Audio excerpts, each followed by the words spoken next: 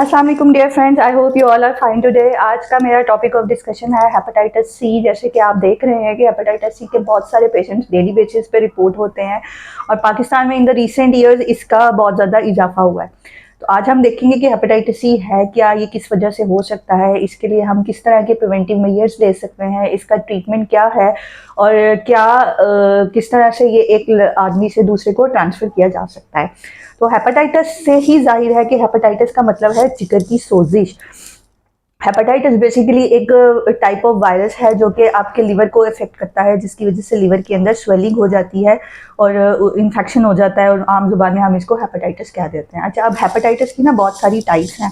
Hepatitis A है, B है, सी है, डी है, ई है। अच्छा, मैंने ना एक वीडियो बनाई है प्रीवियसली अपने यूट्यूब चैनल में जिसमें मैंने एक्यूट वायरल हेपेटाइटिस को डिस्कस किया था, जिसको आम जुबान में हम जॉइंटिस या पीलिया कहते हैं।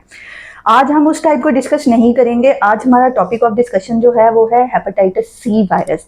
Hepatitis C virus is the most deadly form of hepatitis और ये अल्टीमेटली लिवर फेलियर और कॉम्प्लिकेशंस को लीड करता है और अगर आप इसको प्रॉपरली मैनेज नहीं करेंगे, ट्रीट नहीं करेंगे तो अल्टीमेटली पेशेंट की डेथ भी इसमें हो सकती है।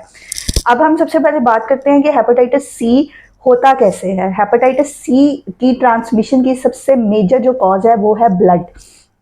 कोई ऐसा आदमी या कोई ऐसी औरत जिसने ब्लड ट्रांसफ्यूजन रिसेंटली कराई है और वो ब्लड किसी already infected hepatitis C patient का था तो वो ट्रांसफ़र हो जाएगा। इसके अलावा आईवी ड्रग अब्यूजर्स में ये बहुत कॉमन होता है, नीडल्स के थ्रू ये ट्रांसमिट होता है। इसके अलावा मेडिकल पर्सनल्स में, मेडिकल प्रैक्टिसेस में अक्सर जब आपको ड्रिप्स लगाई जाती हैं, इंजेक्शंस लगाए जाते हैं और अगर वो सिरिंजेस जो थी वो स्टरलाइज नहीं थी प्रॉपरली या नई सिरिंज नहीं थी, यूज्ड सिरिंज थी, तो उसकी वजह से भी आपको ये इन्फेक्शन ट्रांसमिट हो सकता है। इसके अलावा अगर कोई हेपेटाइटिस सी पॉजिटिव मदर है और वो प्रेग्नेंट है तो वो अपना ये डिजीज़ अपने आने वाले बच्चे को ट्रांसफ़र कर सकती है।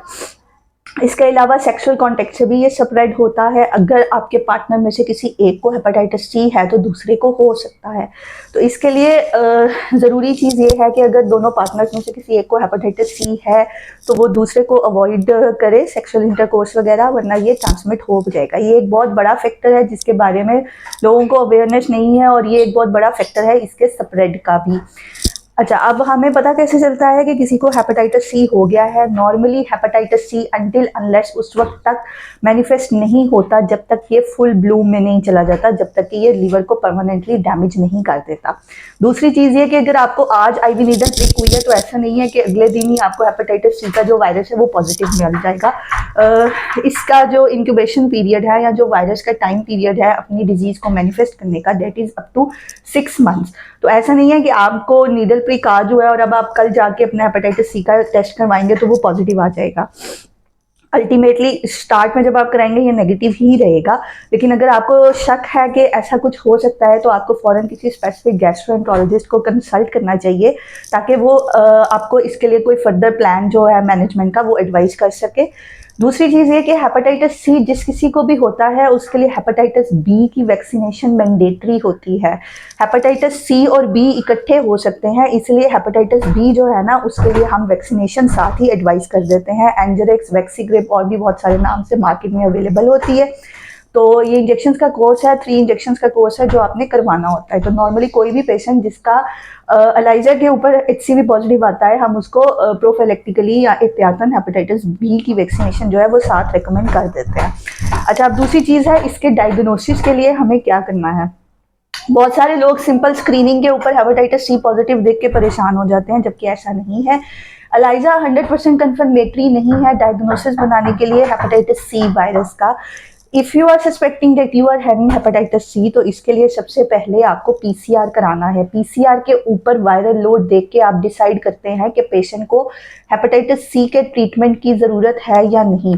कई दफ़ा ऐसा होता है कि आप स्क्रीनिंग कराते हैं उसमें HCV पॉजिटिव आता है, लेकिन जब आप PCR कराते हैं तो उसके ऊपर वायरल लोड इतना ज़्यादा नहीं होता कि आपको ट्रीटमेंट की ज़रूरत पड़े। उस केस में आपको सिंपली सर्विलियंस लेनी है, किसी गैस्ट्रोएंटरोलॉजिस्ट के साथ लाइएन में रहना है जो आपको पीरियोडिकली टेस्ट रिकमेंड करता रहेगा और वो आपने कराना है। अल्ट्रासाउंड वगैरह आप करा सकते हैं या ब्लड टेस्ट में LFTs देख सकते हैं कि आपका लीवर ठीक से काम कर रहा है या नहीं।